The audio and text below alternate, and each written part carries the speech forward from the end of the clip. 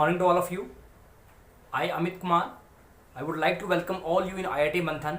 So today we are starting with the motion chapter of the physics. So till now we have done a lot of numericals on the basis of circular motion, linear motion. So now we are having a clear picture of linear motion and the circular motion. So let us start with our numericals. Question is, an artificial satellite is moving in a circular orbit of radius 42250 km. Full stop. Calculate its speed if it takes 24 hours to revolve around the अर्थ. तो क्या करना है आपको एक satellite दिया हुआ है जो कि मूव कर रहा है सर्कुलर ऑर्बिट में, जिसका रेडियस कितना है 42250 किलोमीटर है, और आपको इसकी स्पीड निकालनी है if it takes 24 hours to revolve around the earth. तो देखते हैं क्या होता है. Now subject is motion. तो क्या दिया हुआ है? A satellite moving in a circular path of radius, that is r, equal to 42250 kilometre. तो एक सैटेलाइट है जो कि 42250 किलोमीटर के रेडियस वाले सर्कल ऑर्बिट में मूव कर रहा है, और आपको उसकी स्पीड निकालनी है अगर वो सैटेलाइट अर्थ के अराउंड रिवॉल्व करने में कितना ले रहा है 24 आवर ले रहा है. तो आपको स्पीड निकालनी है. तो स्पीड का मतलब क्या होता है? Speed is your distance upon time. तो डिस्टेंस कैसे निकला सर्कुलर पाथ में वो देख लेते हैं. तो टाइम क्या है? Time taken for one revolution is 24 hour. कितना है? 24 आवर. तो अब आपको ऑर्बिट की रेडियस दी हुई है. ऑर्बिट की रेडियस के बाद आपको क्या दिया हुआ है कि उसका टाइम कितना लग रहा है 24 आवर उसको टाइम लग रहा है. तो time taken by the satellite to revolve around the earth will be 24 hour, और हमें क्या निकालना है? स्पीड निकालनी है. तो स्पीड क्या होता है? स्पीड होता है distance divide by time.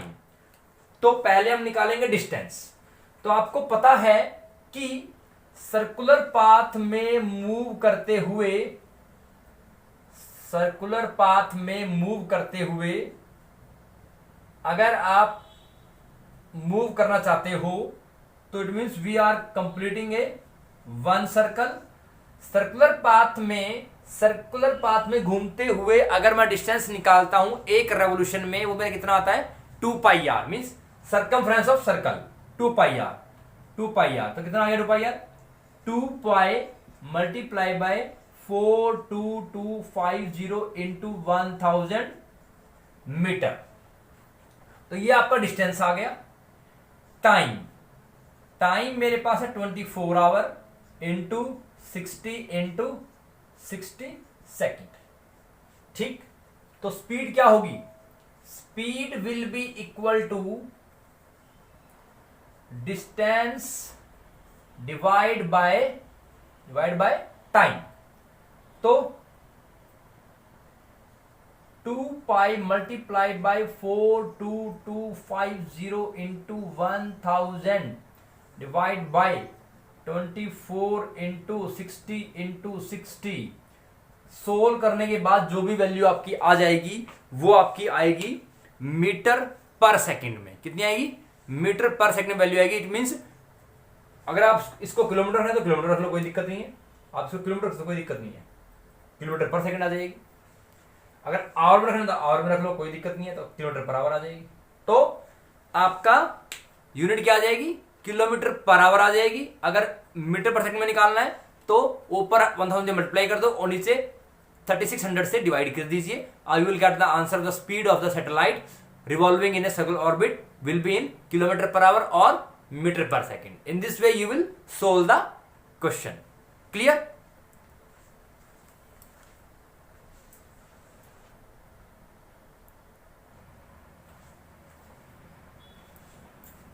In the next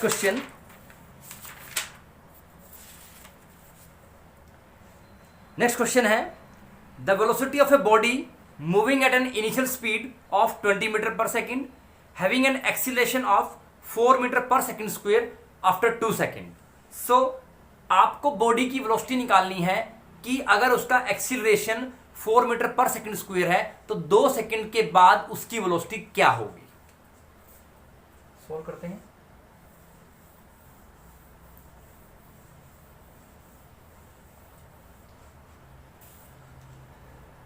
आपको क्वेश्चन में क्या दिया हुआ है? You will be given the initial speed. तो आपको इनिशियल स्पीड दी हुई है। Initial speed is equal to how much? It is 20 metre per second.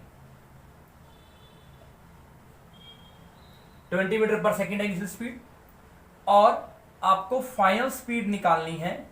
आपको फाइनल स्पीड निकालनी है और स्पीड निकालने के लिए आपको एक्सेलरेशन कितना दिया हुआ है?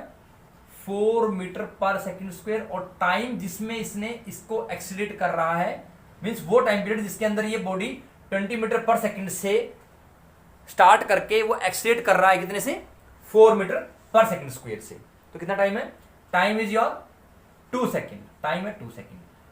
तो फॉर्मूला क्या है? v, तो यूनिट स्पीड मींस u आपको दिया हुआ है, v आपको निकालना, u आपको दिया हुआ है, a भी आपको दिया हुआ है, t भी आपको दिया हुआ है। Using first question of motion v is equal to u plus at। v निकालना है u is 20, acceleration 4 into 2, it means 28 meter per second is the velocity attained by the body after 2 second. Sorry, after 2 second. Next question देख लेते हैं। What will be the distance covered by a car moving with a speed of 36 km per hour in 15 minutes?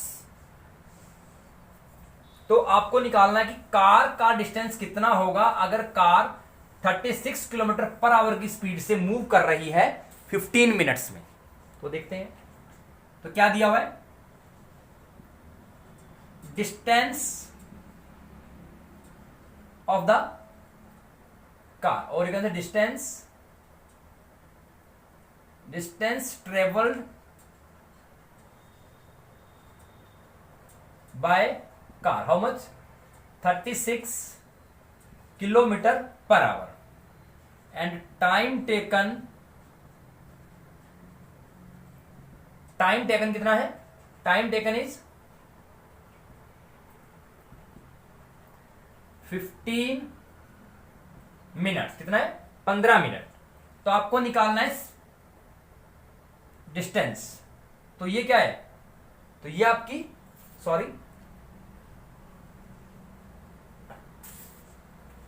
Distance आपको निकालना है और speed of the car is 36 kilometre per our और time taken कितना है? 15 मिनट्स टाइम टेकन है। तो distance क्या होता है? Distance will be equal to speed multiply by time. तो स्पीड कितना है? 36, बट ये किलोमीटर पर आवर में है।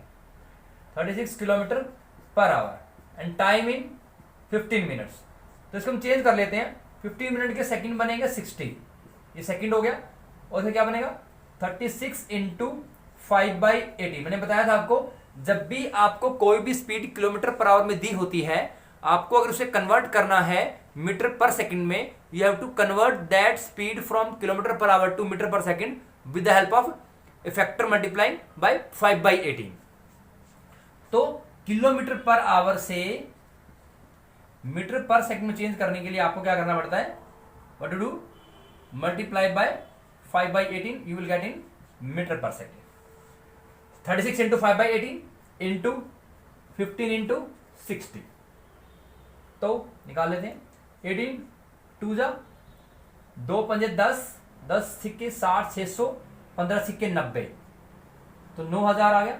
इट मीन्स 9000 मीटर, और यू कैन से 9 किलोमीटर। तो डिस्टेंस कितना आ गया? तो क्या था क्वेश्चन? आपको क्वेश्चन था कि आपको 36 किलोमीटर पर आवर स्पीड दी हुई है, टाइम दिया 15 मिनट्स, और आपको डिस्टेंस निकालना है। क्या होगा? Speed into time, that will be given by 36 kilometre per our into 15 into 60। So 36 into 5/18 multiply by 15 into 60 seconds, तो डिवाइड किया। 18 टू 36, 2 5 10, 10 टू 60 600 इंटू 15 कितना आ गया? 9000। How much? 9000 आ गया, मीन्स 9 किलोमीटर। तो कार डिस्टेंस कितना हुआ? 9000 मीटर और 9 किलोमीटर हो गया। नेक्स्ट क्वेश्चन है,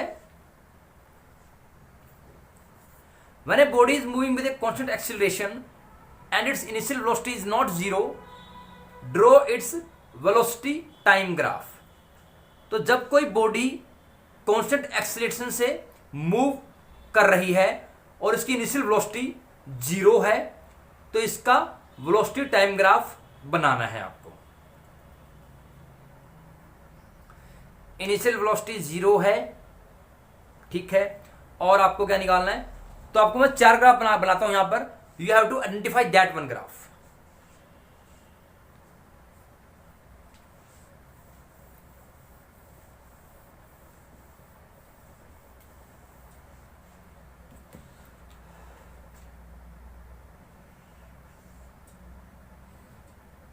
This is velocity time graph.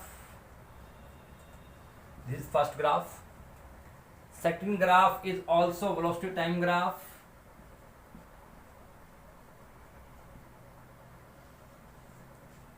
Third graph is also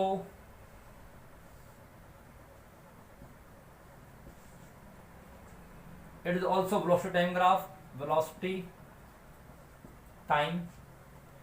Fourth graph is also velocity time graph, that is like this, v t।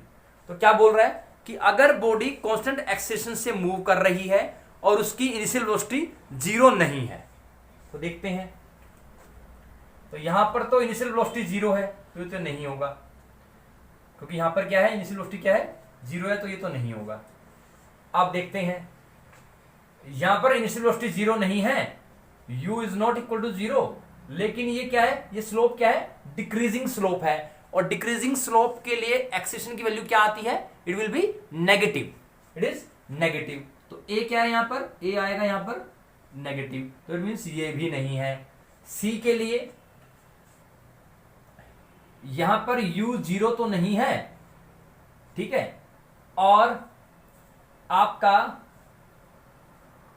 ये आपका कॉन्स्टेंटली मूव कर रहा है। एक मिनट को, वेलोसिटी 0 नहीं है, ठीक है, बट 0 पे कोई ना कोई इसकी वेलोसिटी है। जब इसकी इनिशियल वेलोसिटी 0 नहीं है, इट मींस यही होगा। तो ये क्या है? देखो, और ये क्या है? Slope is increasing, it means A will be positive. Initial velocity 0 नहीं है, देखो यहां पर 0 है तो हो ही नहीं सकता, यहां पर 0 नहीं है, लेकिन ये क्या है? नेगेटिव है, ये नेगेटिव मींस ये इसकी स्पीड कम हो रही होगी। यहां पर इनिशियल वेलोसिटी क्या है? 0 नहीं है, लेकिन ये क्या हो रहा है? इंक्रीज हो रहा है, लेकिन 0 पे इसकी कोई ना कोई वेलोसिटी है, तो इंक्रीज हो रहा है। यहां पर भी u आपका 0 नहीं है, लेट मी चेक, नहीं, यहां पर u 0 है। देखो यहां पर u क्या है? 0 है, क्योंकि इस पोजीशन पे u की वैल्यू क्या है? 0 है, और a यहां भी पॉजिटिव है, तो ये तो होगा ही नहीं, तो it means this will be the correct. तो क्वेश्चन क्या है? आपको 4 ग्राफ दे दिए गए हैं, इन चारों ग्राफ को देख करके आपको ये आइडेंटिफाई करना है कि दिए गए ग्राफ में से आपको ऐसी कौन सी बॉडी लग रही है जो कि कांस्टेंट एक्सेलेरेशन से मूव कर रही है, बट उसकी इनिशियल वेलोसिटी 0 नहीं है। तो देखिए, पहला ग्राफ इसका ग्राफ ये क्या है, this is the slope of velocity time graph will give you acceleration, and if the slope is increasing A will be positive. लेकिन यहां पे इनिशियल वेलोसिटी क्या है, 0 है, तो ये तो होगा ही नहीं। ठीक, second graph, in this graph initial velocity is not 0, you की वैल्यू 0 नहीं, कुछ वैल्यू है, तो और ए की वैल्यू क्या है, you are observing on the graph that the slope is decreasing, so it's velocity is decreasing, it means acceleration will be negative, so we can see that this will not be the exact graph. In this C part you can see at time t equal to 0 it is having some velocity, it means velocity is not equal to 0, initial speed is not equal to 0, and after this speed it will accelerate because slope is positive. And in this you can see at time sometime u is still 0, so this will not be possible, means this is the only possible case which satisfies the given statement. Clear? एक बार देख लीजिए इसको।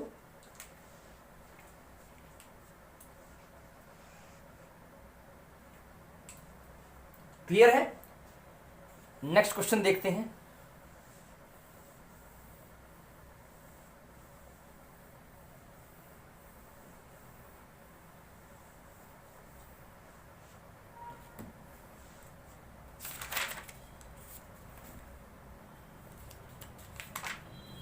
Next question में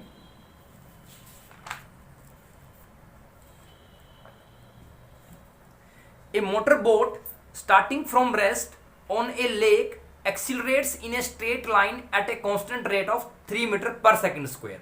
तो एक motor boat है जो कि रेस्ट से स्टार्ट होती है और वो एक्सिलरेट करती है स्ट्रेट लाइन में कांस्टेंट रेट के साथ, जो कि है 3.0 metre per second square for 8 second. तो टाइम 8 सेकंड है। इट मीन्स एक मोटर बोट रेस्ट से चलती है, स्टार्ट करती है वो चलना, रेस्ट उसमें इसकी इनिशियल स्पीड क्या है, 0 है, इट्स इनिशियल स्पीड इज 0। तो इनिशियल स्पीड से स्टार्ट करके 0 स्टार्ट करके वो जब चलना स्टार्ट करती है, it will accelerate with a constant acceleration, that is the 3.0 metre per second square, और टाइम कितना है 8 सेकंड। मीन्स 8 सेकंड में वो मोटर बोट स्टार्टिंग रेस्ट से चल करके 3.0 मीटर पर सेकंड स्क्वायर से एक्सीलरेट कर रही है, और आपको निकालना है how far does the boat travel during this time. वो कह रहा है कि कितनी दूर तक आपकी बोट है वो इस टाइम के दौरान ट्रेवल करेगी। तो देखते हैं क्वेश्चन। तो क्या गिवन है, रेस्ट। तो रेस्ट का मतलब होता है इनिशियल स्पीड क्या है उसकी, 0। तो अब क्या दिया आपको, यहां पर आपको यहां पर इनिशियल स्पीड दी हुई है, एंड ये आपको 0 दिया हुआ है। नेक्स्ट क्या है, वो आपकी कांस्टेंट रेट से एक्सीलरेट कर रहा है, वो क्या है 3.0 metre per second square. Okay, and time is equal to how much, it will be 8 seconds. आपको क्या निकालना है, how far does the boat travel during this time. तो आपको डिस्टेंस निकालना है, u दिया हुआ है, a दिया हुआ है, a दिया हुआ है, t दिया हुआ है। तो formula, second equation of motion, s is equal to ut plus half at square. s निकालना है तो u 0 है, 0 इंटू टी कुछ भी होगा 0 होगा, plus half into 3 multiply by 8 square, तो it will be how much, half into 3 into 64, 32, कितना आ गया 96। तो s is equal to 96 meter. तो s कितना आ गया, distance travelled by that motor boat during this time period will be 96 meter आ गया। ठीक है, नेक्स्ट क्वेश्चन देखते हैं। The next question,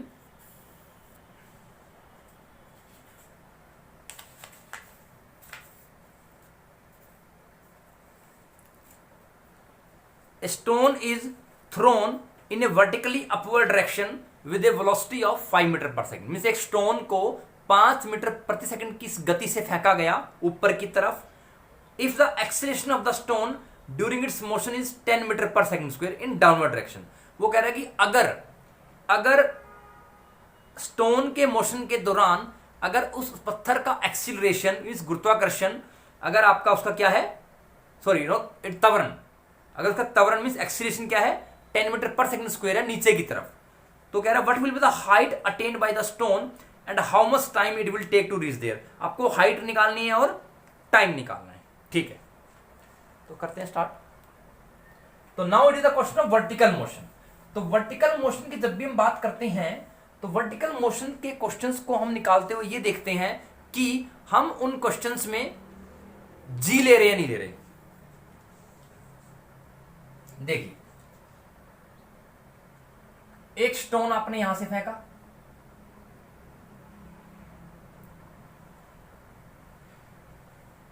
ऊपर की तरफ फेंका आपने, इनिशियल स्पीड को दे रखी है आपको 5 metre per second.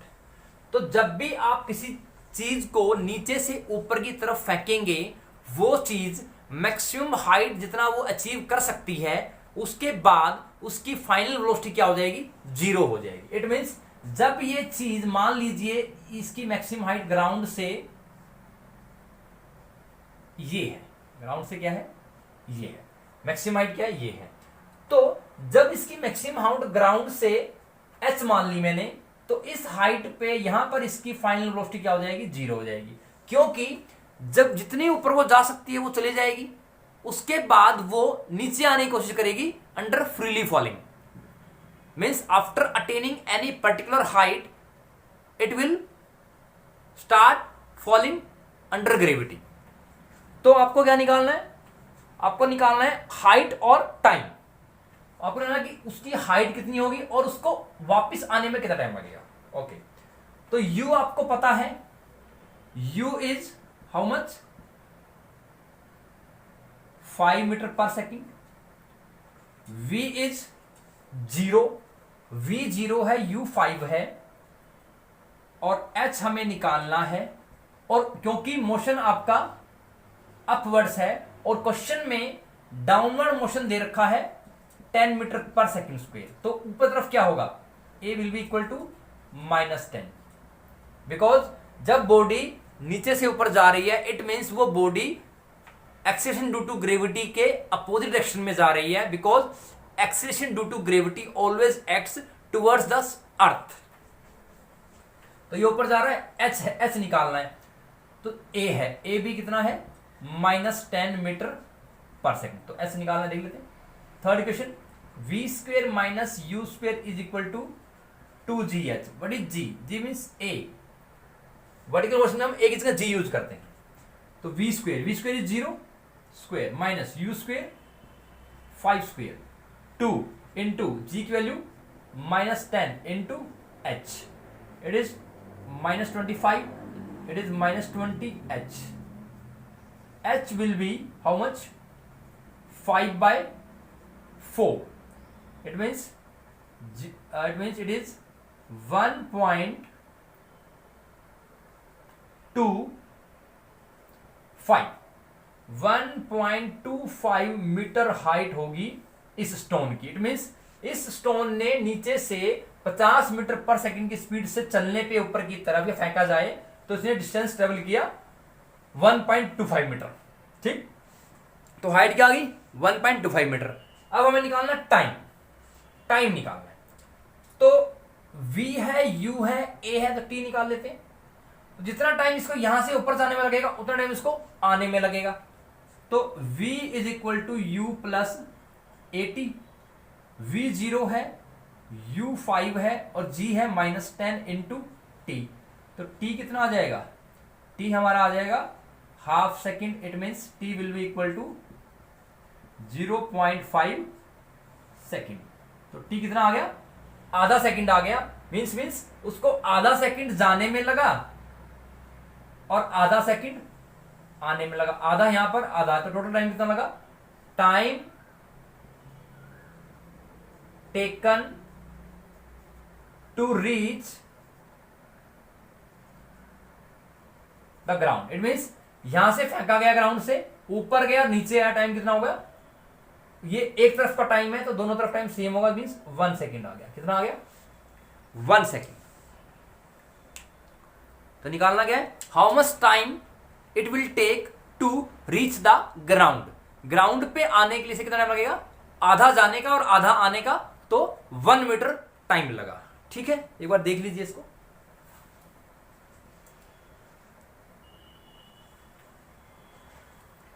Next question देखते हैं इतने हम।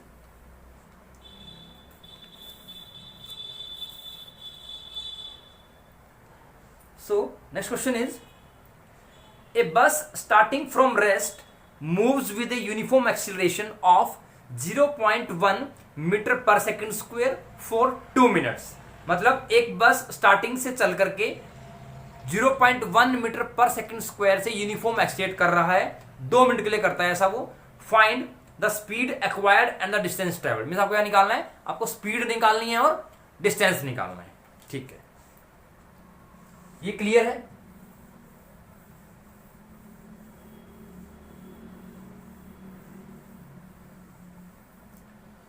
ठीक है, क्या है गिवन? क्या है आपको? A bus starting from rest, it means u क्या है? u 0 है। Starting from rest moving with uniform acceleration. A की वैल्यू कितनी है? ए की वैल्यू है 0.1 मीटर पर सेकेंड स्क्वायर। और टाइम कितना है? टाइम है 2 minute, means 2 × 60 second, it means 120 seconds. Time कितना है? 120 सेकेंड। तो आपको निकालना है कि स्पीड क्या होगी और डिस्टेंस क्या होगा। स्पीड तो v is equal to u plus a t. तो u दे रखा था, a भी दे रखा है, t भी दे रखा है, तो इक्वेशन फर्स्ट मोशन लगाई, v is equal to u plus a t. u is 0 plus 0.1 into 120, it is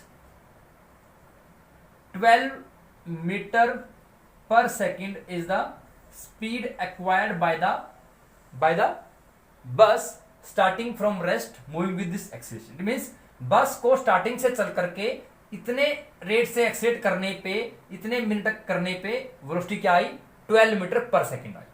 ठीक, अब निकालना है आपको डिस्टेंस s होता है ut plus half a t square. s निकालना है ut, u into 0 into t is 0 plus half a into t कितना है?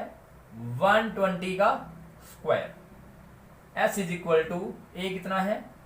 a is 0.1,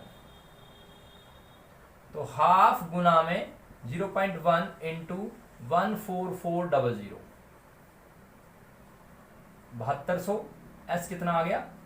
720 metre. It means distance travelled by the bus when it is starting from rest with a acceleration of 0.1 meter per second square for 2 minutes, the speed will be 12 meter per second and distance will be 720 meter.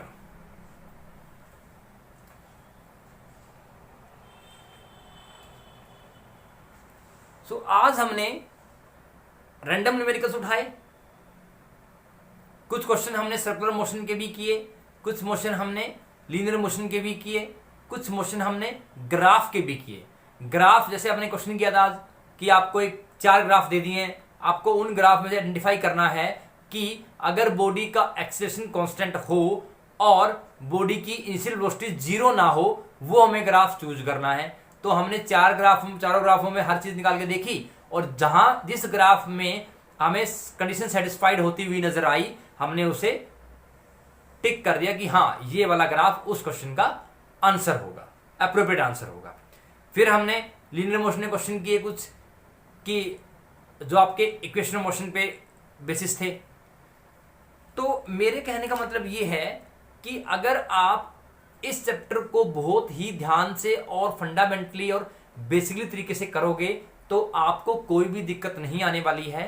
तो please मेरी यही request है आप सभी से कि आप please in video lectures को ध्यान से देखिए। अगर कोई डाउट फिर भी रहता है तो आप हमें इनबॉक्स पे मैसेज कर सकते हैं, आप चैनल पे जाकर भी इनबॉक्स में कमेंट कर सकते हैं कि हाँ सर कि मुझे ये चीज़ समझ नहीं आई, इस लेक्चर में, लेक्चर नंबर 10 में मुझे इस टॉपिक में ये कंटेंट समझ नहीं आया, आपने वो न्यूमेरिकल करवाया था उसमें मेरा आंसर ये आ रहा है, आपका आंसर ये आ रहा है, ये मेरा डाउट है। तो आप ये चीज़ें पूछ सकते हो। लेकिन ये ऐसा कब होगा, कुछ चीज़ें आप तभी पूछोगे जब आप उन चीज़ों को प्रैक्टिस करोगे। जब once you practice then you can ask. तो start practicing and try to be perfect in the subject. So and to get perfection in any subject you need more and more practice. So please try to do practice yourself for the numericals as well as conceptuals. तो conceptuals भी इसमें बहुत सारे हैं कि जैसे हमने किया था कि डिस्प्लेसमेंट वेक्टर है, तो अगर जो चीज़ वेक्टर है उसकी वैल्यू स्केलर से कम आएगी, ऐसा क्यों है, तो वो हम निकाल के देखते हैं। हमने देखा भी है कि न्यूमेरिकल्स में कि हमने स्क्वायर में कल देखा, जैसे हमने कल क्वेश्चन किया था स्क्वायर वाला कि एक फार्मर है, वो एक स्क्वायर फील्ड के चारों तरफ घूमता है, जिसकी साइड 10 मीटर है, वो 40 सेकंड में उसको कवर करता है। तो हमें उसका मैग्नीट्यूड ऑफ डिस्प्लेसमेंट निकालना है 4 मिनट 20 सेकंड में। तो उसमें हमें पता करना पड़ेगा कि कितने सेकंड में कितना रिवॉल्व करता है, कितना क्या कुछ होगा। ठीक है, तो जो भी चीज़ वेक्टर क्वांटिटी है वो किस तरह से हमारी वेरी करती हैं, वो ज़्यादा होती हैं कम होती हैं, वो पता लगेगा। कॉन्सेप्ट वो चीज़ आती है कॉन्सेप्चुअल्स में। सो try to memorize the conceptuals as well as numerical problems so that you will never face any problem regarding solution of the numericals. And also with the help of these lectures you can make your assignments neat and clean and you can submit it on the app. But for this you have to go through video lectures. So till then I would like to say thank you so much. Be regular, punctual and sincere.